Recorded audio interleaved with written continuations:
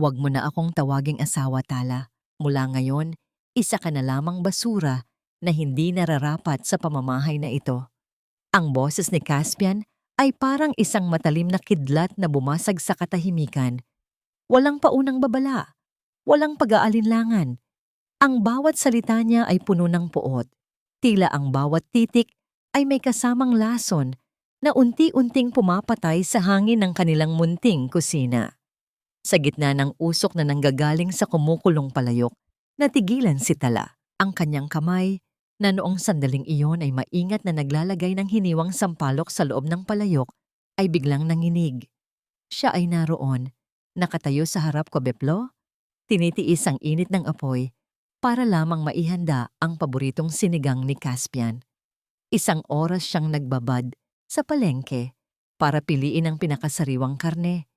Iniisip na sa pamamagitan ng mainit na sabaw na ito ay mapapawi ang pagod ng asawa mula sa trabaho. Dahan-dahan siyang lumingon.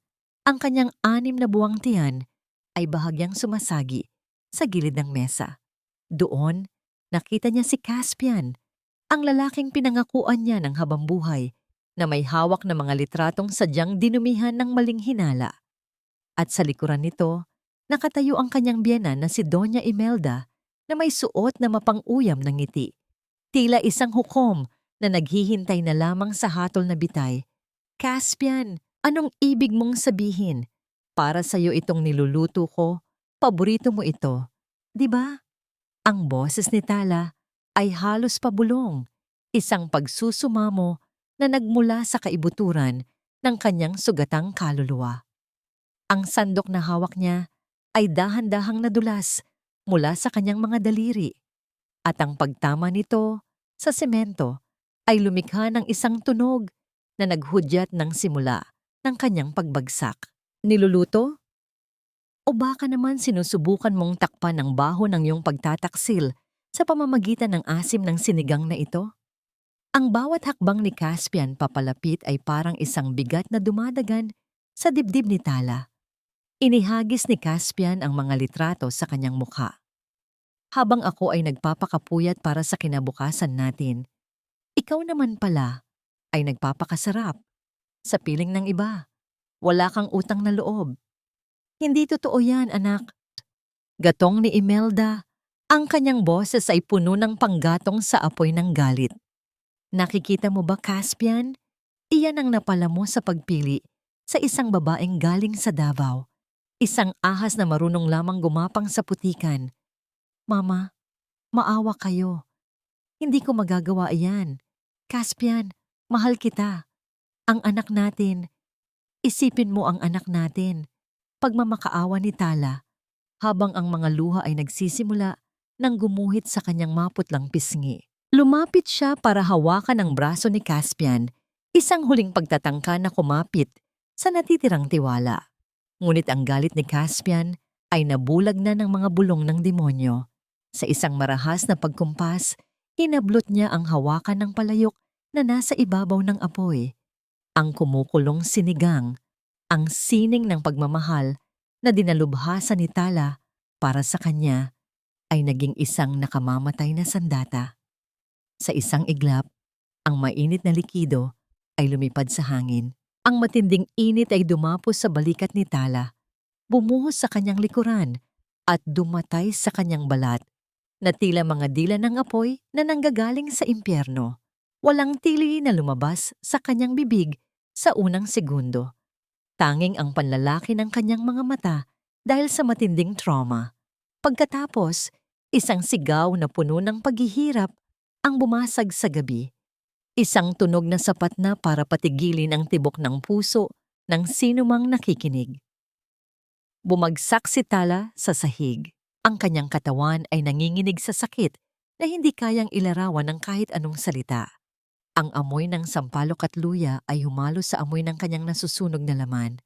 Ang bawat singaw ng sabaw na nakadikit sa kanyang damit ay tila mga kagat ng libu-libong pulang langgam na walang awang kumakain sa kanyang balat. Ang baby ko, Caspian, ang baby ko. Ang kanyang boses ay paos na, puno ng takot para sa buhay na nasa loob ng kanyang sinapupunan. Pinilit niyang gumapang, inilalayo ang kanyang tiyan sa mainit na sabaw na kumalat sa sahig. Ngunit ang bawat galaw ay isang panibagong hapdi na tila hinihiwa ang kanyang kalamnan. Hindi siya tinulungan ni Caspian. Nakatayo lamang ito, hinihingal, habang ang palayok na binitawan niya ay nagpapaikot-ikot pa sa sahig hanggang sa tumigil ito sa tabi ng ulo ni Tala. Ang anino ni Caspian ay tila isang malaking halimaw na tumatakip sa natitirang liwanag sa kusina. Halika na, Caspian. Iwanan mo na ang babaeng yan. Diyan siya nararapat, sa sahig, kasama ng dumi na kasing uri niya. Ang huling narinig ni Tala ay ang malamig at walang pusong utos ni Imelda. Narinig niya ang mga yabag ng kanilang mga sapatos na papalayo. Bawat hakbang ay tila isang pako na ibinabaon sa kanyang kabaong. Naiwan si Tala sa gitna ng kadiliman. Ang ulan sa labas ay nagsimulang tumulo mula sa butas ng bubong.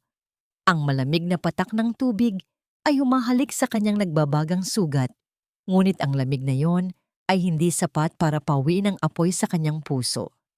Nakatihaya siya sa sahig. Ang kanyang paningin ay unti-unti nang nilalamon ng itim na tabing ng kawalan ng malay. Nararapat ba na ang bituin na nagbigay ng lahat ng liwanag ay mauwi sa ganitong karimlan? Bakit ang huling lasa ng pag-ibig na ibinigay niya sa kanyang asawa ay naging ganito kapait, kasing pait ng lason na ngayoy nananalaytay sa kanyang buong pagkatao? Ang tanging naiwan sa kusina ay ang singaw ng natapon na sinigang at ang isang babaeng durog ang puso, nag-iisa sa dulo ng kanyang mundo. Patay na ang babaeng mahal ko at ang babaeng iyon ay hindi ikaw. Ang mga salitang iyon ni Caspian mula sa kanyang panaginip ay tila isang matalim na bubog na humiwa sa kamalayan ni Tala. Sa dahan-dahang pagdilat ng kanyang mga mata, hindi ang kisame ng kanilang silid ang kanyang nakita, kundi ang isang madilim at lumang bubong na gawa sa nipa. Ang bawat pagkurap niya ay may kasamang hapdi, tila ang kanyang mga talukap ay puno ng buhangin. Ang amoy ng antiseptic ay humahalo sa amoy ng tuyong damo. Bakumutlo ay tawdyok na hindi pamilyar sa kanya. Sinubukan niyang igalaw ang kanyang balikat, ngunit isang matinding kuryente ng sakit ang gumuhit mula sa kanyang leeg hanggang sa kanyang likuran. Ang kanyang hininga ay naging mabilis at mababaw. Ang bawat hit-hit ng hangin ay tila isang pagtutuos sa kamatayan. Ang balat niya ay parang hinihiwa ng libu-libong maliliit na kutsilyo. Isang paalala ng malapot na sabaw na ibinuhos sa kanya ng lalaking itinuring niyang mundo. Huwag kang malikot, iha. Sariwa pa ang iyong mga sugat. Isang malambing ngunit paos na boses ang narinig ni Tala. Isang matandang babae na may mga mata ng isang taong marami ng nakitang pighati ang lumapit sa kanya. Hawak nito ang isang basang bimpo na dahan-dahang idinampi sa kanyang noo. Nasaan ako? Ang anak ko, ang baby ko. Ang boses ni Tala ay halos isang bulong, paos at hirap na lumabas sa kanyang tuyong lalamunan. Ang kanyang kamay ay pilit na gumapang patungo sa kanyang tiyan, hinahanap ang tanging dahilan kung bakit nais pa niyang huminga. Ligtas ang iyong anak. Salamat sa awa ng may kapal. Sagot ng matanda, na kinalaunan ay nagpakilalang si Lola Amara. Dinala ka rito ng isang lalaki. Muntik ka nang mamatay dahil sa impeksyon at sa tindi ng paso sa iyong katawan. 3 araw kang walang malay, Tala. 3 araw. 3 araw na marahil ay nagdiriwang si Caspian at ang kanyang ina sa kanilang kalayaan.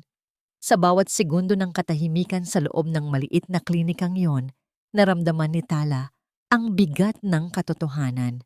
Siya ay itinapon na parang basurang walang halaga matapos pagsilbihan ang pamilyang yon ng buong puso.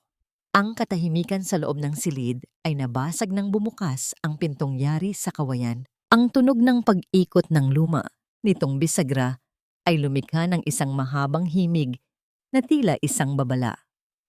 Pumasok ang isang lalaking naka-Amerikana, ngunit ang kanyang mukha ay hindi kakikitaan ng pagmamayabang.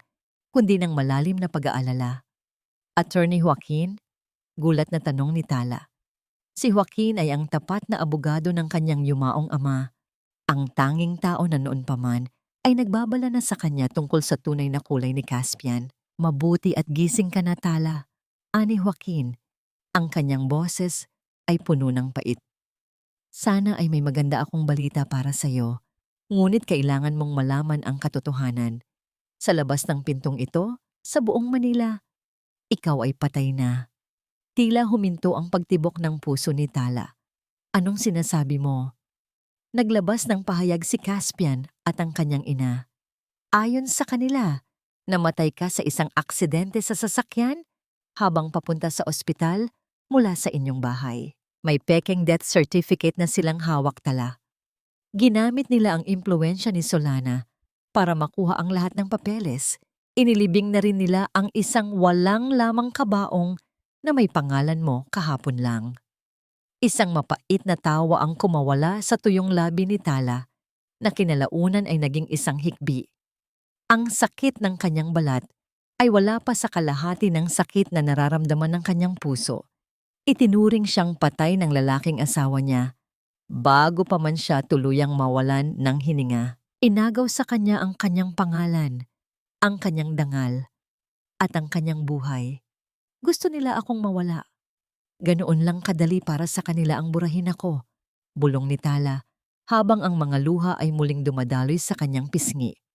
Ang bawat patak ay tila isang asido na pumapaso sa kanyang sugat, ngunit hindi niya ito pinansin. Gusto nilang maging malaya para makuha ang mana na iniwan ng tatay mo, Tala, sa batas. Dahil wala ka na, ang lahat ay mapupunta kay Caspian bilang iyong asawa. Paliwanag ni Joaquin. Ngunit may isang bagay silang hindi alam. Ang tatay mo, bago siya namatay, may ibinigay siyang tiwala sa akin. Isang dokumento na tanging ikaw lang ang makakapagbukas. Tiningnan ni Tala ang kanyang mga palad. Ang mga palad na dati ay malambot at puno ng pag-asa. Ngayon ay nanginginig sa puot, basutwitwang. Tumingin siya kay Lola Amara na tahimik na nakikinig sa sulok. At pagkatapos ay kay Joaquin.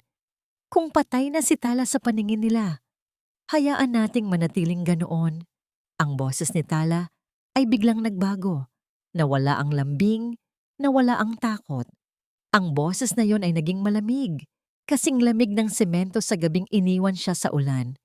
Mamatay na ang Tala na mahina, ang Tala na sunod-sunuran. Mula sa araw na ito, hindi na nila ako makikita. Hanggat hindi pa handa ang aking pagbabalik. Sigurado ka ba rito, Iha? Tanong ni Lola Amara. Ang kanyang kamay ay humawak sa kamay ni Tala. Ito ang golden moment ng kanilang pagtatagpo. Ang init ng palad ng matanda ay tila isang kumpas ng pag-asa na dumaloy sa nanghihinang katawan ni Tala. Tumingin si Tala sa kanyang tiyan. Naramdaman niya ang isang mahinang sipa.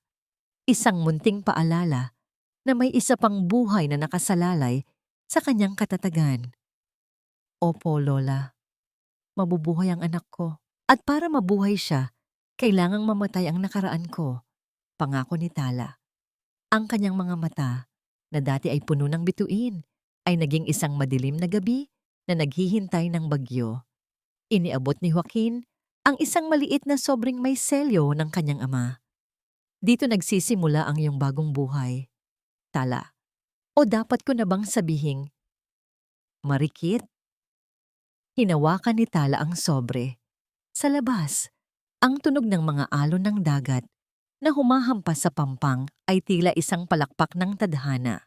Ang bawat hampas ng tubig sa mga bato ay nagsisilbing saksi sa isang lihim na kasunduan. Ang gabi ay malalim. At ang buwan ay nakatago sa likod ng makakapal na ulap. Tila nakikiramay sa pagtatago ng isang katotohanan. Sino ang lalaking laging kasama ni Solana sa mga usapan nila ni Imelda? Ano ang nakasulat sa dokumentong iniwan ng ama ni Tala na kahit si Caspian ay hindi alam?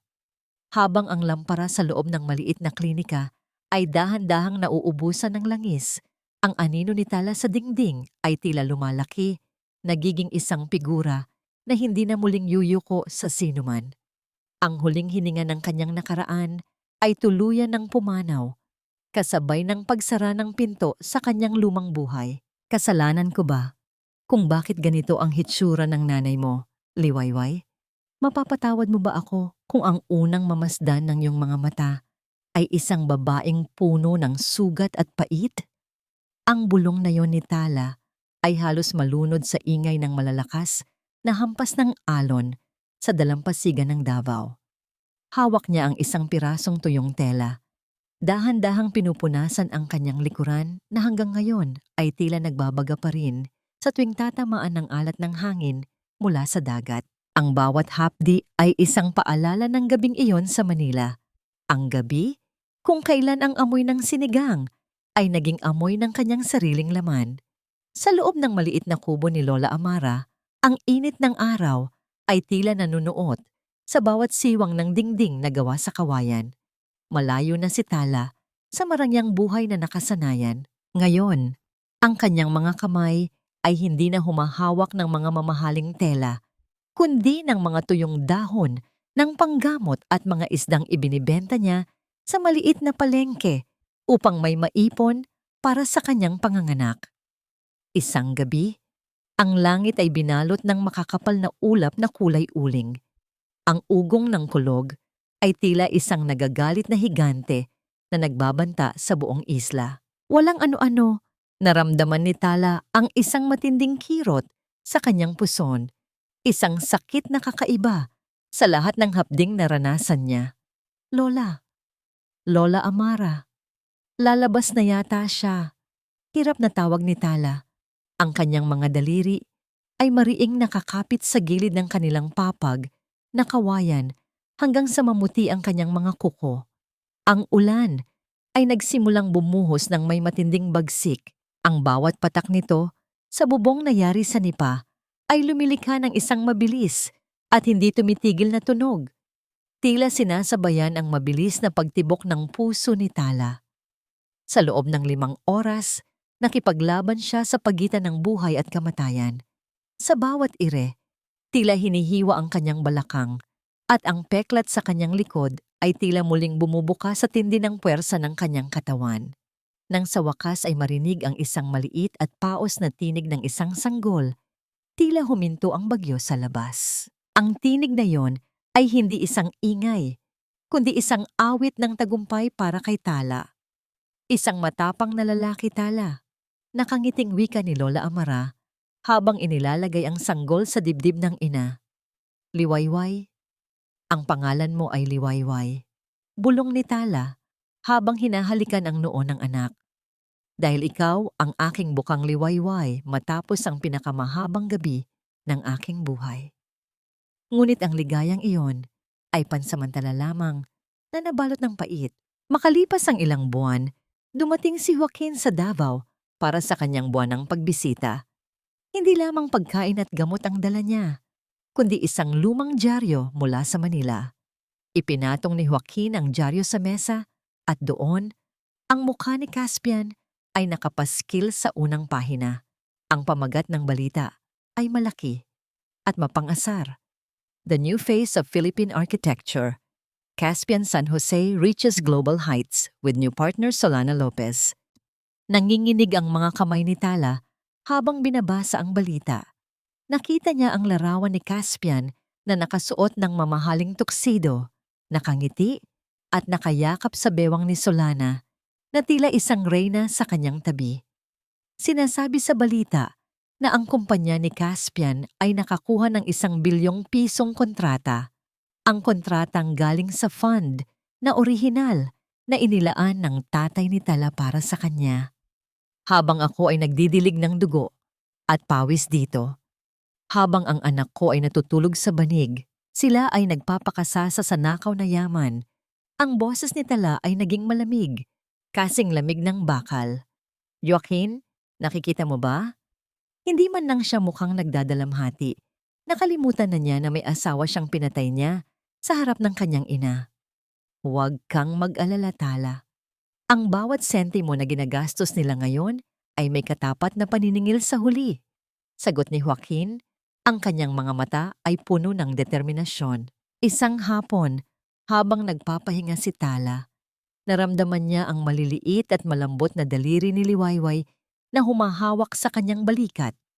Ang sanggol, sa kanyang inosenteng paraan, ay sinubukang abutin ang magaspang na peklat sa likuran ng kanyang ina.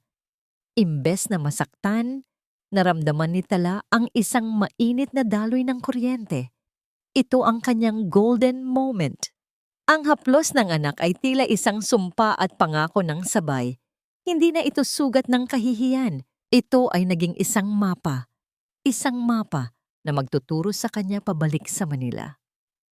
Liwayway, pangako, anya, habang mahigpit na niyayakap ang anak. Ang peklat na ito ang magiging huling bagay na makikita ni Caspian bago ko bawiin ang lahat mula sa kanya. Hindi na ako si Tala na umiiyak sa sahig. Ako na ang bagyong wawasak sa kanilang paraiso. Sa malayo, ang dapit hapon ay nagsimulang magkulay kahel at lila. Tila ang langit mismo ay naghahanda para sa isang malaking pagbabago. Ngunit sa likod ng kagandahang yon, may isang tanong na nananatiling nakabitin sa hangin. Ano ang tunay na dahilan kung bakit nagmamadaling ipakasal ni Imelda si Caspian kay Solana? Mayroon pa bang mas malalim na lihim sa likod ng pagkatao ni Solana na hindi pa alam ni Tala? Habang tinititigan ni Tala ang kanyang muka sa refleksyon ng tubig sa isang timba, nakita niya ang isang babaeng hindi na niya kilala. Ang dating lambing sa kanyang mga mata ay napalitan ng isang apoy na walang sinuman ang makakapatay. Ang bawat sugat ay may kwento. Ngunit ang peklat sa iyong balikat, Tala, ay may itinatagong selyo ng iyong kapangyarihan. Ang mga salitang yon ni Joaquin ay tila isang malamig na haplos sa gitna ng mainit na hapon sa Davao. Nakaupo si Tala sa isang lumang bangko, habang sa kanyang kandungan ay mahimbing na natutulog si Liwayway. Ang tunog ng pagpihit ng kandado ng isang maliit na kahoy na kahon na dala ni Joaquin ay tila isang huling hininga ng nakaraan, isang mekanikal na huni na naghudyat ng pagbubukas ng mga lihim na matagal nang ibinaon sa limot. Dahan-dahang inilabas ni Joaquin ang isang lumang retrato, pamut-piraso kwagyay na may selyo ng bangko sa ibang bansa. Ngunit ang kumuha ng atensyon ni Tala ay ang isang maliit na drawing ng isang disenyong tila isang bituin na may nakapalibot na mga dahon, isang simbolo na pamilyar sa kanyang paningin. Tala, you have to understand. Your father, Don Teodoro, was not a fool. Seryosong paliwanag ni Joaquin habang tinititigan ang mga mata ng babae. Alam niya ang ugali ni Caspian at ang kasakiman ni Imelda bago pa man kayo ikasal. He knew that one day, they might try to strip you of everything. Kaya bago siya pumanaw, nag-iwan siya ng isang trust fund sa Singapore. Pero hindi ito makukuha ng kahit sino gamit ang pirma lang. Anong ibig mong sabihin, Joaquin? Tanong ni Tala. Ang kanyang puso ay nagsimulang tumibok ng mabilis, tila isang tambol na nagbabadya ng giyera. Ang susi ay nasa iyo mismo. Literally, ani Joaquin. May maliit na tattoo o birthmark ka sa iyong kaliwang balikat, di ba? Isang disenyo na tanging ang private banker lang ng tatay mo ang nakakaalam ng eksaktong sukat at detalye. Napatigagal si Tala. Dahan-dahan niyang ibinaba ang tela ng kanyang damit upang masilip ang kanyang balikat sa harap ng isang maliit na salamin. Ngunit ang kanyang puso ay biglang napuno ng pait. Doon, sa mismong lugar kung nasaan ang disenyong yon, ay matatagpuan ang malaki at magaspang na peklat mula sa mainit na sinigang. Ang balat ay nangulubot, mapula, at tila sinira na ng apoy ang selyo ng kanyang ama. Wala na, Joaquin. Sinira na ni Caspian ang huling proteksyon na iniwan ni Papa. Naiiyak na wika ni Tala. Ang bawat linyang peklat ay tila isang rehas na nagkukulong sa kanya sa kahirapan. Ngunit lumapit si Joaquin at tiningnang mabuti ang sugat. Hindi, Tala. Look closely. Ang peklat ay nasa ibabaw lang. Ang tinta ng tattoo ni Don Teodoro ay bumaon ng malalim sa iyong laman. It's like a hidden map beneath the ruins. Kailangan lang natin ng tamang eksperto para linisin ang balat mo nang hindi nasisira ang pattern sa ilalim. Ito ang golden moment ni Tala. Hinaplos niya ang kanyang sariling balat. Sa unang pagkakataon, hindi na siya nandidiri sa kanyang peklat. Nakita niya ito bilang isang baluti. Isang sining na nilikha ng sakit upang itago ang isang kayamanan. Ang pagmamahal ng kanyang ama ay naroon pa rin, nakabaon sa kanyang katawan, naghihintay lamang na muling mahanap. Tutulungan kita, Tala, pero kailangan nating baguhin ang lahat sa'yo. Muling wika ni Joaquin. You need to learn how to speak like a queen, how to walk like you own the world, and how to hide your heart behind a wall of eyes. You will no longer be the soft-hearted Tala. You will be Marikit. Nagsimula ang mga buwan ng matinding pagsasanay. Habang ang ibang mga ina sa Davao ay abala sa pakikipagkwentuhan, si Tala ay abala sa pag-aaral ng mga stock markets, real estate laws, vakwangge tuak tunglung.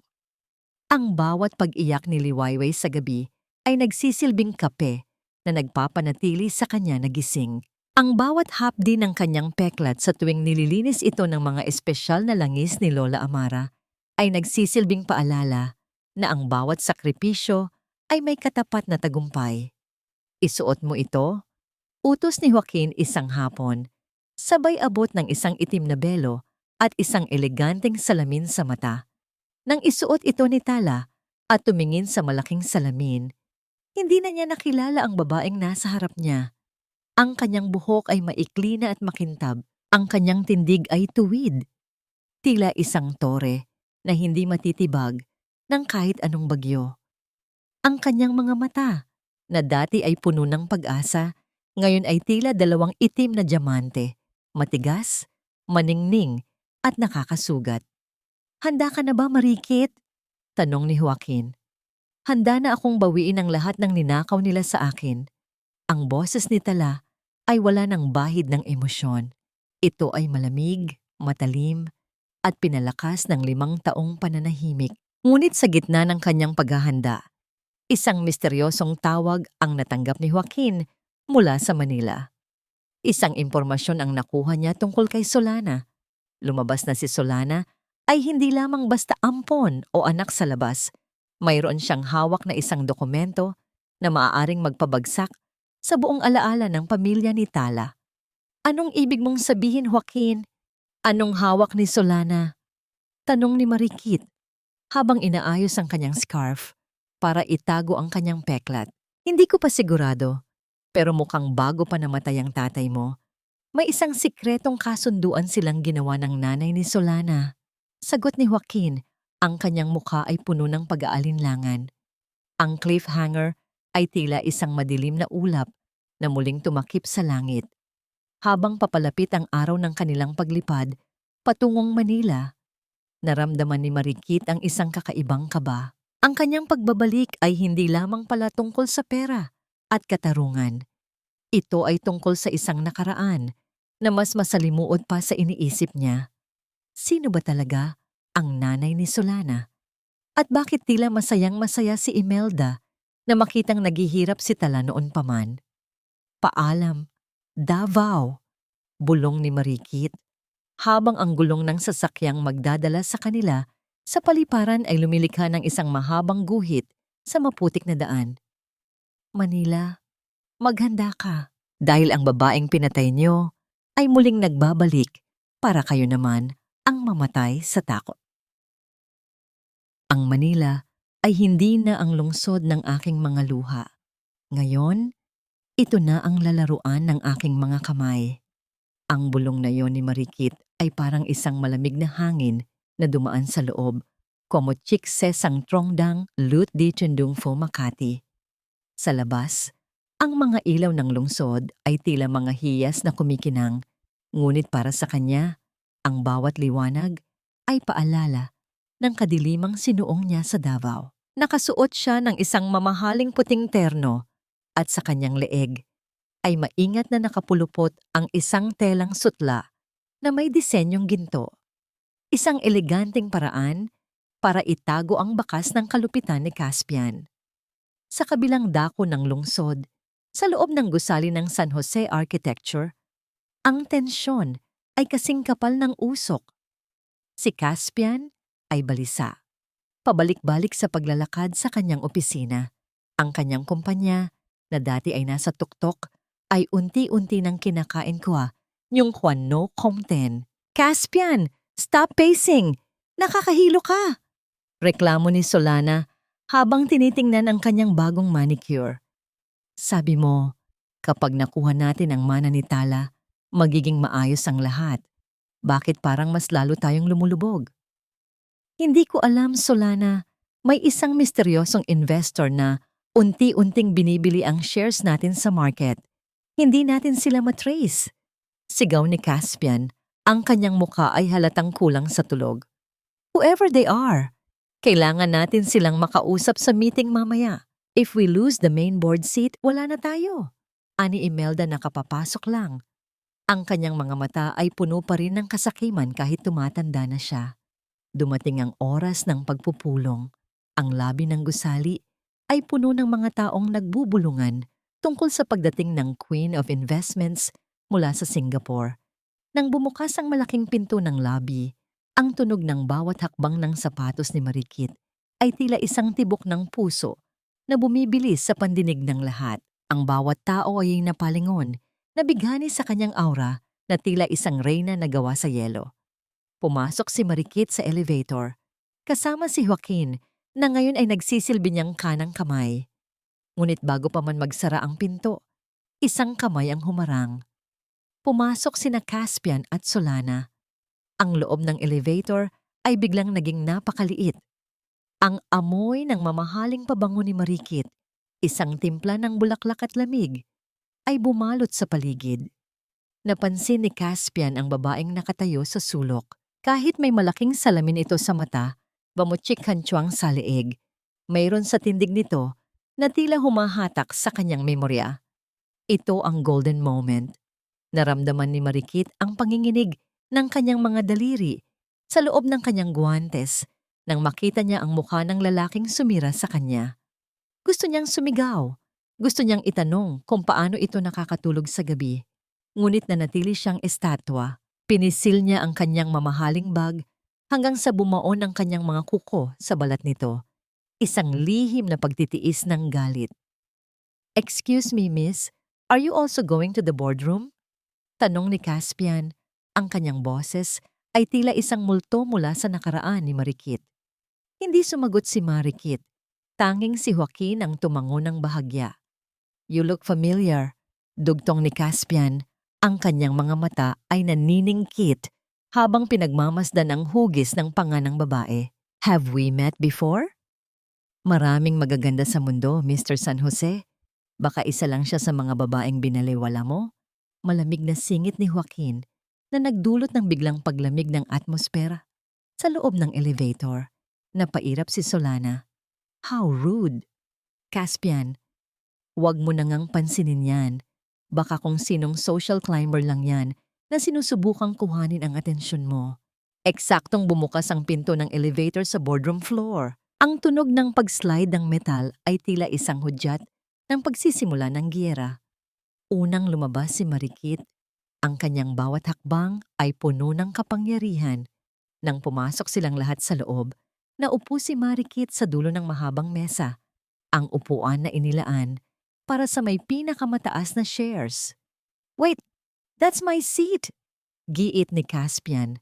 Ang kanyang boses ay puno ng pagkalito at takot. Dahan-dahang tinanggal ni Marikit ang kanyang malaking salamin sa mata. Tumingin siya ng diretso sa mga mata ni Caspian. Ang kanyang mga mata ay walang emosyon, kasing lalim ng dagat ng Davao sa gabi. "Actually, Mr. San Jose, this chair belongs to the person who owns 51% of this company." Ani Marikit. Ang kanyang boses ay parang isang matalim na talim ng kawayan. "And as of 9 o'clock this morning, that person is me." "Sino ka ba talaga?" Tanong ni Imelda. Ang kanyang boses ay nanginginig sa galit at kaba. Dahan-dahang ibinaba ni Marikit ang scarf sa kanyang leeg, hindi para ipakita ang lahat, kundi para hayaang masilip ni Caspian ang isang maliit na bahagi ng mapulang peklat na hindi na itago ng makeup. "I am the nightmare you thought you already buried," bulong ni Marikit. Ang cliffhanger ay ang biglang pagputla ni Caspian. Napahawak siya sa mesa habang ang kanyang puso ay tila gustong tumalon sa kanyang lalamunan. Ang amoy ng pabangon ni Marikit ay biglang nagbago sa kanyang pang-amoy. Tila naging amoy ito ng isang mainit na sabaw na kumukulo sa isang lumang palayok. Sino ang nagpadala ng text message kay Caspian sa mismong sandaling iyon na nagsasabing, "Ang multo ay narito na"? Mayroon pa bang ibang nakakaalam sa plano ni Marikit bukod kay Joaquin? The meeting starts now. Malamig na pagtatapos ni Marikit habang binubuksan ang isang folder na naglalaman ng lahat ng ebidensya ng pagnanakaw ni na Caspian at Solana. "Hindi ka lang basta kaagaw, Solana. Ikaw ang lason na matagal nang nananalaytay sa aking dugo. Naghihintay lang ng pagkakataon para pumatay." Ang boses ni Marikit ay kasing lamig ng simoy ng hangin sa sementeryo sa madaling araw. Pagkatapos ng mainit na pulong sa boardroom, ipinatawag niya si Solana sa kanyang bagong opisina. Ang silid ay nababalot ng katahimikan. Tanging ang dahan-dahang pag-ikot ng mga talim ng aircon ang lumilikha ng isang mahinang huni na tila naggagalit na bubuyog. Nakayo si Solana sa tapat ng malaking bintana. Pilit na itinatago ang panginginig ng kanyang mga kamay sa pamamagitan ng pagyakap sa kanyang sarili. "I don't know what you're talking about, Miss Marikit. O kung sino ka man talaga. Baka akala mo, dahil nabili mo ang kumpanya, pati ang pagkatao ko ay pwede mong pakialaman?"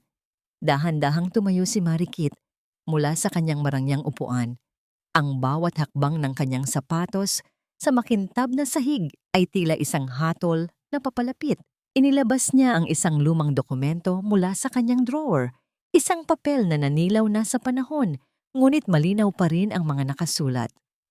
Solana Lopez. O dapat ko bang sabihing Solana Galvez? Ang pagbigkas ni Marikit sa apelyidong iyon ay tila isang sampal sa hangin. Anak ni Elena Galvez, ang babaeng naging lihim na kinakasama ng aking ama habang kaming mag-ina ay nagpapakasaya sa Davao. Akala mo ba ay hindi ko alam? Ito ang maitim na katotohanan. Napalingon si Solana. Ang kanyang muka ay biglang namula sa galit at hiya. Ang kanyang mga mata ay nanlilisik, tila isang hayop na nakulong sa sulok. "So what kung anak ako sa labas? I deserved everything you had, Tala, o Marikit, o kahit ano pa ang itawag mo sa sarili mo." Sigaw ni Solana. Ang kanyang boses ay puno ng pait na tila lason. "Simula bata pa tayo, ikaw ang laging prinsesa, ikaw ang kinikilala, ikaw ang mahal ng lahat. Habang ako, kailangang magtago sa anino. Ang tatay mo, binibigyan ng kami ng mumo habang ikaw nalulunod sa yaman. Kaya ba kailangang sirain mo ang buhay ko? Kaya ba kailangang sulsulan mo si Caspian gamit ang mga peking litrato?" Tanong ni Marikit. Ang kanyang puso ay muling kumikirot sa alaala ng mainit na sabaw sa kanyang balikat. "Ikaw ang nagplano ng lahat, Solana. Alam mong madaling mauto si Caspian. Alam mong ang insecurity niya ang magiging mitya para saktan ako." Isang mapanguyam na tawa ang kumawala sa mga labi ni Solana. "True, it was so easy. Isang bulong lang kay Imelda, isang pekeng ebidensya lang kay Caspian. And look at what happened. Ipinagpalit ka niya sa akin. Iniwan ka niyang mamamatay sa ulan, habang kami, nagdiriwang sa tagumpay ng kumpanya mo. It felt so good, Tala. Ang makita kang durog, ang makita kang wala na sa landas ko. Ito ang golden moment ng paghaharap." Tiningnan ni Marikit ang kanyang sariling mga kamay. Sa loob-loob niya, naramdaman niya ang panginginig ng kanyang buong pagkatao. Ang bawat salita ni Solana ay tila isang bagong paso sa kanyang kaluluwa. Ang physiological response ng kanyang galit ay ramdam niya. ang mabilis na pagtibok ng kanyang puso, ang panunuyo ng kanyang lalamunan, at ang biglang paglamig ng kanyang mga dulo ng daliri.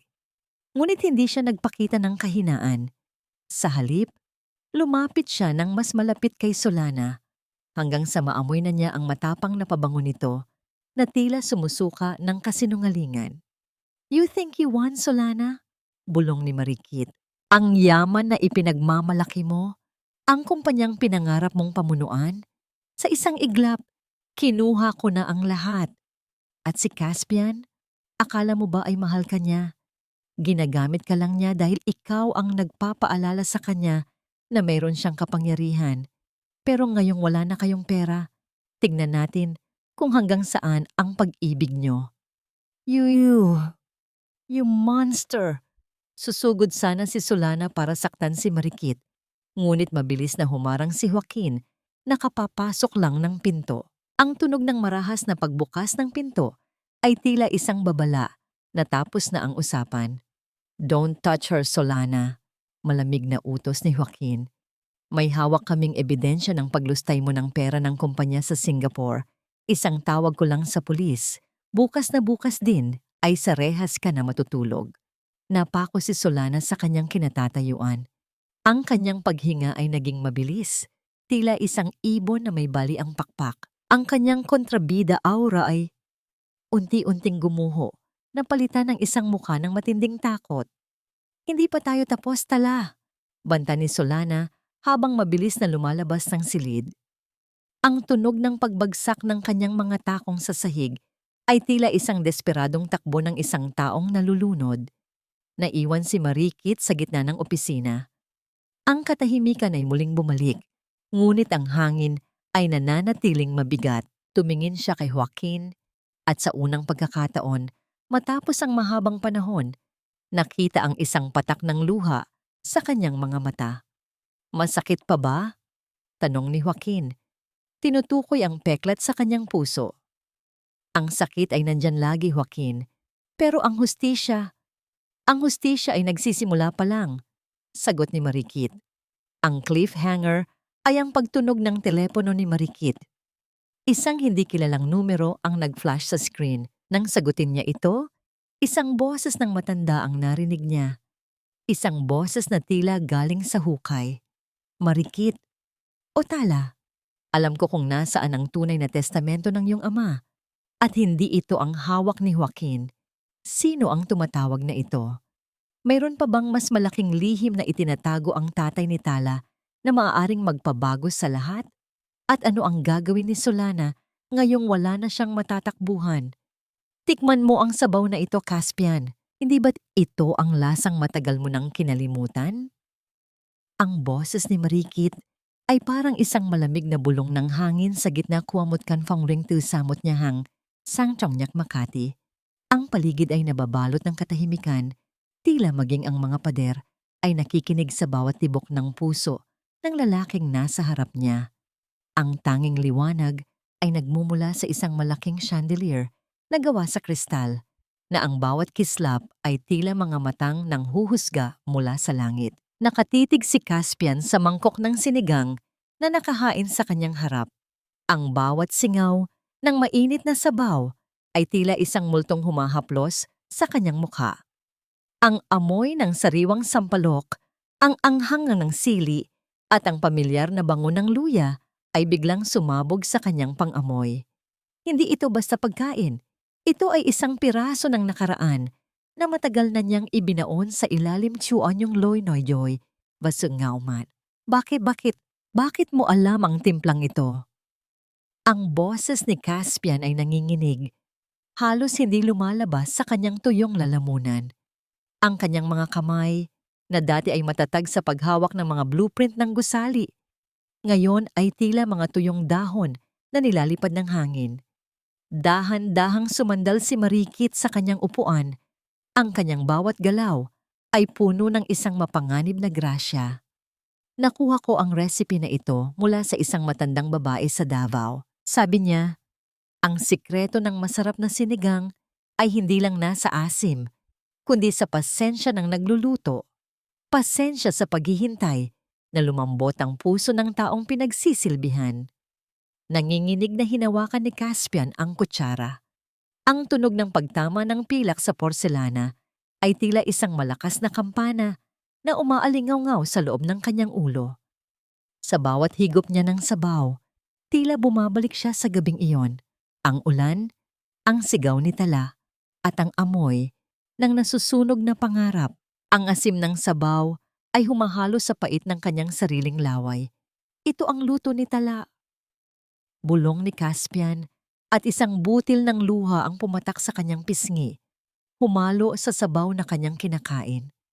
Walang ibang nakakagawa ng ganitong lasa, kundi siya. Miss Marikit, sino ka ba talaga? Bakit mo ito ginagawa sa akin? Ito ang golden moment ng paghihiganti. Pinanood ni Marikit ang pagguho ng lalaking sumira sa kanya. Naramdaman niya ang isang kakaibang pakiramdam sa kanyang dibdib. Hindi ito kagalakan, kundi isang malalim na pait na may kasamang paniningil. Ang physiological response ng kanyang katawan ay kapansin-pansin. Ang kanyang mga mata ay nananatiling tuyo at malamig, ngunit ang kanyang mga kamao ay nakakubli sa ilalim ng mesa. Nakakuyom hanggang sa bumaon ang kanyang mga kuko sa kanyang palad. Ginagawa ko ito dahil gusto kong maalala mo, Caspian. Ang boses ni Marikit ay naging matalim na parang isang talim ng kawayan. Gusto kong maalala mo ang bawat patak ng luha ng babaeng ibinuhos mo ang mainit na sabaw sa likuran. Gusto kong malaman mo na kahit gaano mo kalimutan ang nakaraan, ang bawat lasa ng asim ay magpapaalala sa iyo ng iyong karumihan. Patawarin mo ako. Napahikbi si Caspian, ang kanyang noo ay sumubsob sa mesa. Ang kanyang maskara ng isang matagumpay na arkitekto ay tuluyan ng natanggal. Iniiwan ang isang lalaking durog at puno ng pagsisisi. Araw-araw akong sinusunog ng aking konsensya. Akala ko, kapag nakuha ko ang yaman, makakalimutan ko siya. Pero ang bawat gabi, naririnig ko ang sigaw niya sa tuwing umuulan.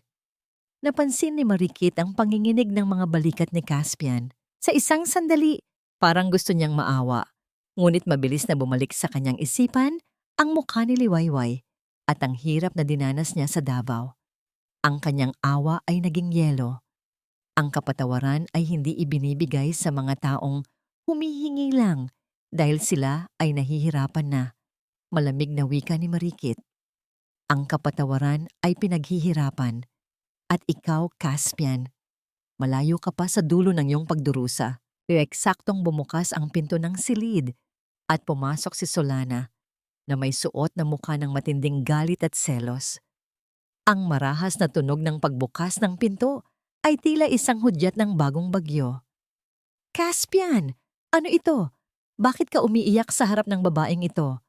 Sigaw ni Solana, ang bawat salita niya ay puno ng lason. Don't tell me naniniwala ka sa mga dramang ito. You are a San Jose. Hindi ka dapat lumuluhod. Tumingin si Marikit kay Solana. Isang mapanguyam ng ngiti ang sumilay sa kanyang mga labi. Mukhang dumating na ang anino ng iyong kasalanan, Caspian. Solana, bakit hindi ka sumalo? Masarap ang sabaw. Kasing init ng pagtataksil niyo. I hate you. I will destroy you. Susugod sana si Solana, ngunit pinigilan siya ng mga security ni Marikit na tahimik na lumitaw mula sa dilim. Ang bawat hakbang ng mga gwardya ay tila isang babala ng kapangyarihan ni Marikit. Ang cliffhanger ay ang muling pagtunog ng telepono ni Marikit. Nang sagutin niya ito, ang boses ni Joaquin ang narinig niya. Ngunit ang boses nito ay puno ng takot. Marikit, nakuha na nila si Liwayway, ang iyong anak. Wala na siya sa bahay ni Lola Amara. Ang mundong binuo ni Marikit ay tila biglang nayanig. Ang baso ng alak sa kanyang kamay ay dahan-dahang nadulas at ang pagbasag nito sa sahig ay lumikha kwamot amtan na tila isang hiyaw ng pagkatalo. Sino ang kumuha kay Liwayway? Si Solana ba? O ang misteryosong matanda na tumawag sa kanya noong nakaraang araw? At hanggang saan ang kayang gawin ni Marikit para iligtas ang kanyang bukang liwayway? Ibigay mo sa akin ang lahat ng shares ng kumpanya o hinding-hindi mo na muling masisilayan ang ngiti ng batang ito.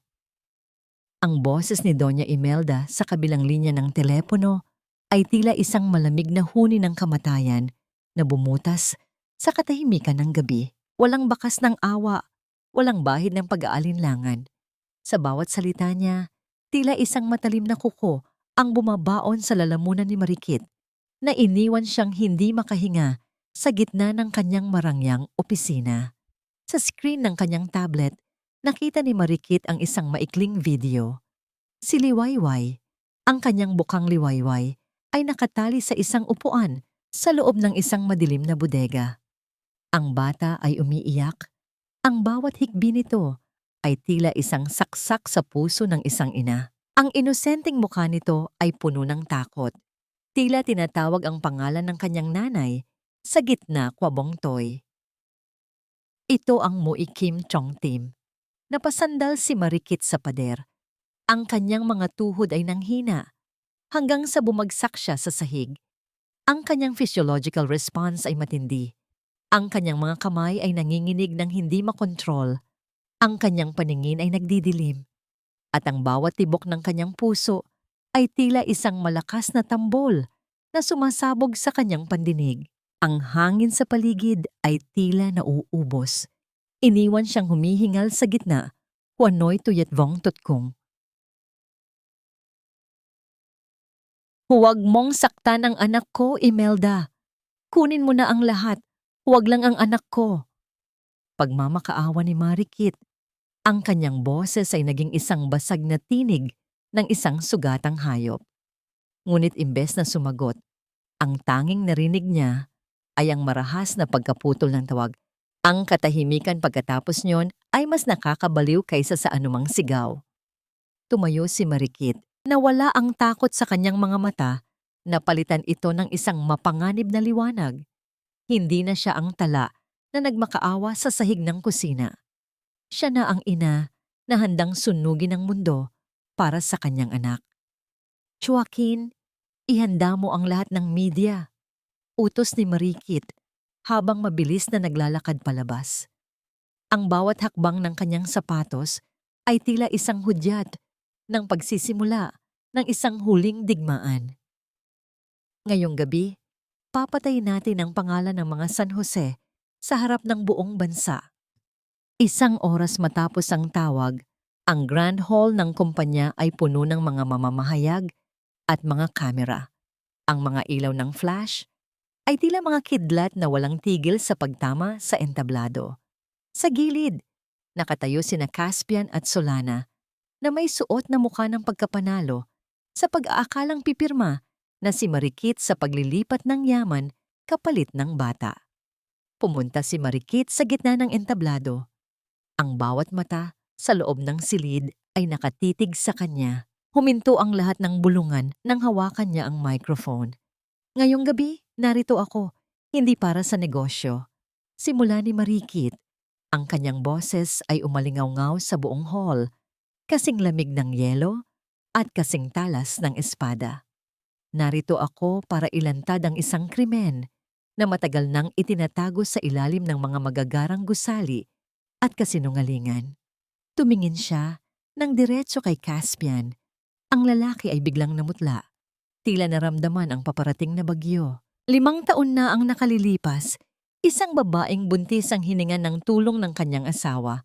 Patuloy ni Marikit.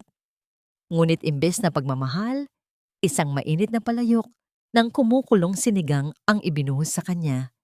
Iniwan siyang mamamatay sa gitna ng ulan dahil sa kasakiman ng isang pamilya.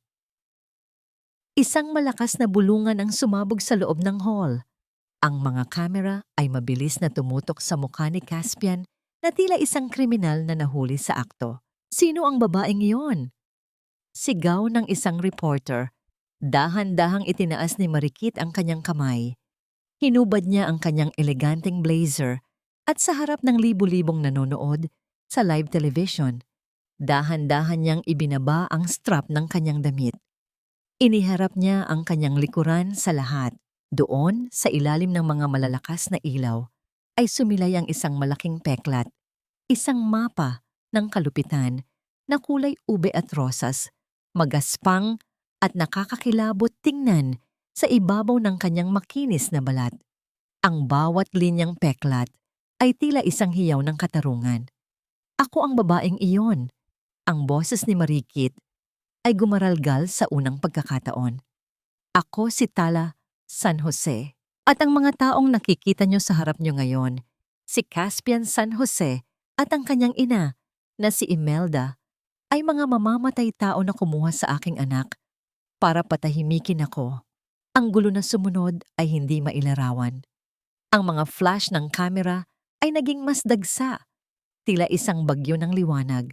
Si Caspian ay napasandal sa pader. Ang kanyang mga mata ay nanlalaki sa takot at kahihiyan. Si Solana ay nagsimulang sumigaw ng mga kasinungalingan, ngunit walang nakikinig sa kanya. Nasaan ang anak ko, Caspian? Nasaan si Liwayway? Sigaw ni Marikit sa gitna ng kaguluhan, ang kanyang mga mata ay naglalabas ng apoy ng galit. Ngunit ang cliffhanger ay nang pumasok ang isang tauhan ni Joaquin na may hawak na isang tablet. Ang mukha nito ay maputla, tila nakakita ng multo. Marikit, ang bodega, kung nasaan si Liwayway. Nasusunog ito, bulong ng tauhan. Ang mundong binuo ni Marikit ay tila tuluyang gumuho. Ang microphone sa kanyang kamay ay nadulas at ang paghampas nito sa sahig ay lumikha ng isang nakabibinging tunog na tila isang hiyaw ng pagkatalo sa gitna ng kanyang tagumpay. Sino ang nag-utos na sunugin ang bodega? Si Solana ba, sa kanyang desperasyon, o si Imelda na mas piniling mawala ang lahat kaysa mabilanggo? At makakarating ba si Marikit sa oras para iligtas ang kanyang tanging dahilan sa pagkabuhay? Ang apoy ay hindi na lamang isang simbolo ng aking galit. Ngayon, ito na ang nagnanais lumamon sa aking kaisa-isang pag-asa. Ang boses ni Marikit ay nawala sa gitna ng naglalakihang dila ng apoy na bumabalot sa lumang bodega sa labas ng lungsod. Ang langit ay nagkulay kahel at itim. Ang makapal na usok ay tila isang dambuhalang kamay na sumasakal sa buwan. Sa bawat paglagitik ng mga nababali na kahoy at ang pagguho ng mga bahagi ng bubong, naramdaman ni Marikit ang pagguho ng kanyang sariling mundo. Liwayway, ang anak ko! Iligtas niyo ang anak ko! Sigaw ni Marikit. Ang kanyang boses ay naging isang paos na hiyaw ng isang inang nawawala sa katinoan. Susubukan sana niyang tumakbo patungo sa nagbabagang pinto, ngunit mahigpit siyang hinawakan ni Joaquin. Masyadong mapanganib, Marikit. Hintayin natin ang mga bumbero. Pigil ni Joaquin, ang kanyang sariling mukha ay basa na ng pawis at puno ng abo. Ngunit sa gitna ng kaguluhan, isang anino ang mabilis na lumampas sa kanila. Si Caspian, ang lalaking sumira sa buhay ni Tala, ang lalaking naging sanhi ng lahat ng pait, ay tumatakbo patungo sa naglalagablab na impyerno. Ang kanyang mamahaling tuksido ay punit-punit na, at ang kanyang mukha ay puno ng isang ekspresyong hindi pa nakikita ni Tala, ang dalisay na takot ng isang ama. Caspian, huwag! Sigaw ni Marikit, ngunit hindi lumingon ang lalaki. Pumasok si Caspian sa loob ng nagbabagang bodega. Ang init ay tila isang pader na humahampas sa sino mang lumalapit. Sa bawat segundo ng paghihintay, naramdaman ni Marikit ang bawat tibok ng kanyang puso na tila isang kampanang nagbababadya ng kamatayan. Ang kanyang physiological response ay matindi. Ang kanyang mga tuhod ay tuluyang bumigay. Napaluhod siya sa magaspang na lupa. Ang kanyang mga kuko ay bumaon sa putik, habang ang kanyang mga mata ay hindi umaalis sa pintuan ng bodega. Makalipas ang ilang minuto, na tila isang habambuhay, isang figura ang lumabas mula sa makapal na usok. Si Caspian, duguan at may mga paso sa balat, ay karga ang isang maliit na bata na nakabalot sa kanyang basang jacket. Liwayway! Patakbong lumapit si Marikit at kinuha ang kanyang anak. Ang bata ay umuubo. Nangingitim ang mukha sa uling, ngunit humihinga. Ligtas ang kanyang bukang liwayway. Ito ang golden moment ng kabanatang ito. Habang yakap-yakap ni Marikit ang kanyang anak, tumingin siya kay Caspian na nadahan-dahang bumagsak sa kanyang harapan. Ang bawat paghinga ni Caspian ay may kasamang dugo. Ang kanyang mga mata ay malabo na, ngunit may bakas ng kapayapaan. Ito, titala, imbulong ni Caspian. Ang kanyang boses ay halos hindi marinig sa gitna ng ingay ng apoy. Sa wakas, nagawa ko ring maging isang ama. Patawarin mo ako. Hindi ko na maibabalik ang nakaraan. Pero sana, maging malaya ka na. Dito, naramdaman ni Marikit ang isang bagay na hindi niya inasahan. Ang pagtulo ng kanyang luha para sa lalaking pinakakinamuhian niya. Hindi ito luha ng pag-ibig, kundi luha ng pagpapakawala sa lahat ng pait na naging bilanggo niya sa loob ng 5 taon. Hinawakan niya ang nanginginig na kamay ni Caspian sa huling pagkakataon. Malaya na ako, Caspian, at malaya ka na rin sa iyong mga kasalanan, bulong ni Marikit. Sa sandaling iyon, ang tunog ng mga sirena ng pulis at bumbero ay umalingaw-ngaw sa paligid. Dumating ang mga awtoridad para tapusin ang gabi ng paghuhukom. Si Solana, na sumubok tumakas sakay ng isang sasakyan, ay mabilis na hinarang at pinusasan sa harap ng maraming tao. Ang kanyang mga sigaw ng pagtutol ay tila mga walang kwentang huni ng isang ahas na tinanggalan ng pangil. Si Doña Imelda naman ay natagpuan sa loob ng kanyang mansyon, tulala at hindi na makapagsalita. Ang tindi ng takot at ang pagbagsak ng kanyang imperyo ay nagdulot sa kanya ng isang matinding stroke. Ang reyna ng kasakiman ay naging isang estatwa ng sarili niyang mga pagkakamali. Nag-iisa sa gitna ng kanyang mga nakaw na yaman. Dinala si Caspian sa ambulansya, ngunit ang kanyang mga mata ay dahan-dahan nang pumikit habang nakatingin sa malayo. Sa huling sulyap niya kay Tala at sa kanilang anak, ito ang kanyang huling pagsamba, ang kanyang huling sakripisyo para sa isang pag-ibig na sinira niya ng sarili niyang mga kamay. Naiwan si Marikit na nakatayo sa tabi ni Joaquin. Ang ulan ay nagsimulang pumatak, kasing lamig ng mga patak sa gabing ibinuhos ang sinigang sa kanyang balikat. Ngunit sa pagkakataong ito, ang ulan ay hindi na nakakasakit. Ito ay tila isang pagbibinyag, isang paglilinis ng langit sa lahat ng dumi ng nakaraan. Tapos na ang lahat, Marikit. Ani Joaquin, ang kanyang kamay ay marahang nakapatong sa balikat ng babae. Hindi, Joaquin, sagot ni Marikit habang nakatingin sa kanyang anak na mahimbing nang natutulog sa loob ng ambulansya. Ngayon palang nagsisimula ang tunay na buhay ni Tala. Ang cliffhanger ay ang huling sulyap ni Marikit sa kanyang likuran bago siya pumasok sa sasakyan. Sa gitna ng abo ng bodega, nakita niya ang isang maliit na bagay na kumikinang, isang laket na pag-aari ni Caspian na naglalaman ng litrato ni Tala noong sila ay masaya pa. Kukunin ba niya ito? O iiwanan na niya itong tuluyang lamunin ng mga abo? Saan patungo ang bagong simula ni Tala at Joaquin? At paano haharapin ng isang bata ang katotohanang ang kanyang ama ang sumira at nagligtas sa kanyang ina? Ang sikat ng araw sa dalampasigan ng Davao ay tila isang banayad na haplos ng ginto sa balat ni Tala. Habang ang mga alon ay dahan-dahang humahalik sa pampang, ang tunog ng tubig na bumabalik sa dagat ay lumilikha ng isang payapang ritmo, tila isang oyayi na nagpapatulog sa mga alaala ng pait. Wala na ang ingay ng lungsod, wala na ang usok ng nagbabagang bodega, at wala na ang takot na dati ay bumabalot sa bawat hininga niya sa loob ng kanilang bagong tahanan na yari sa matibay na kahoy at malalaking bintana. Ang amoy ng kumukulong sabaw ay muling humahalimuyak. Ngunit sa pagkakataong ito, ang asim ng sampalok ay hindi na nagdadala ng hapdi. Ito ay naging amoy ng kalinga, ng tunay na tahanan. Maingat na hinahalo ni Tala ang palayok.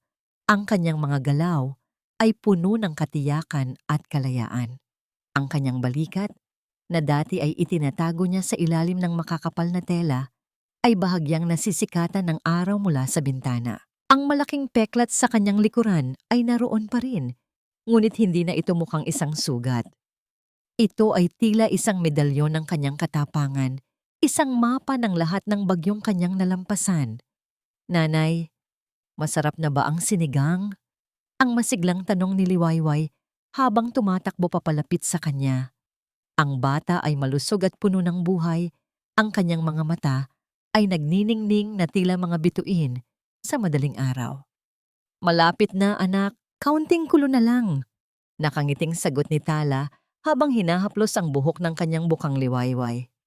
Naramdaman ni Tala ang isang pares ng malalakas na braso na dahan-dahang yumakap sa kanyang baywang mula sa likuran. Isang pamilyar at mainit na hininga ang dumampi sa kanyang pisngi.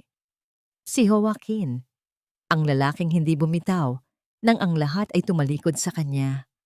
Ang lalaking minahal ang bawat peklat sa kanyang katawan at kaluluwa. You look beautiful today, Tala. Bulong ni Joaquin, ang kanyang boses ay puno ng pagsamba. Dahan-dahan niyang idinampi ang kanyang mga labi sa balikat ni Tala, eksakto sa gilid ng kanyang peklat.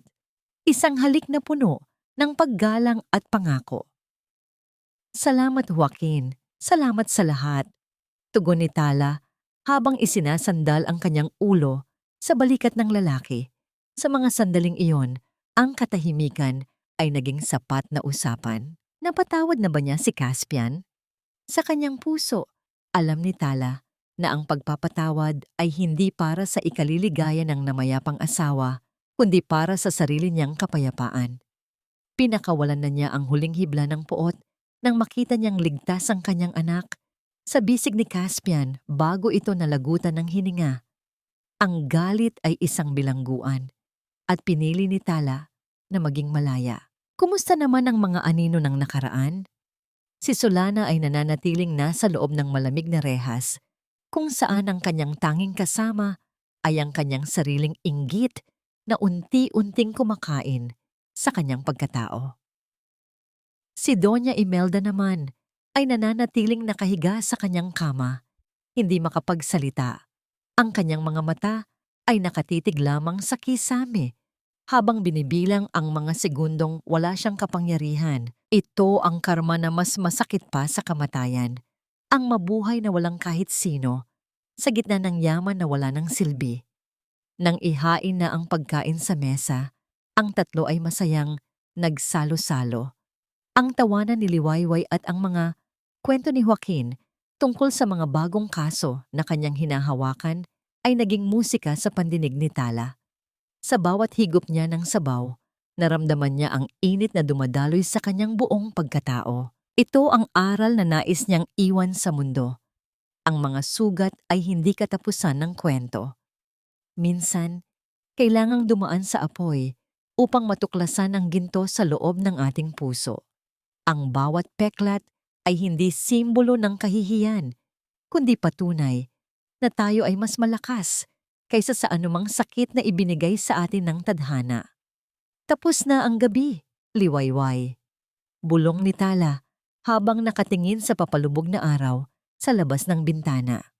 At ang umagang ito ay atin ng habambuhay. Sa dulo ng lahat, ang pusong binuo mula sa mga piraso ng pait ay naging isang obra maestra ng pag-ibig at katatagan. Ang kwento ni Tala, ang babaeng naging marikit, ay magsisilbing paalala na hanggat may pag-asa, palaging may bagong bukang liwayway na naghihintay matapos ang pinakamahabang ulan.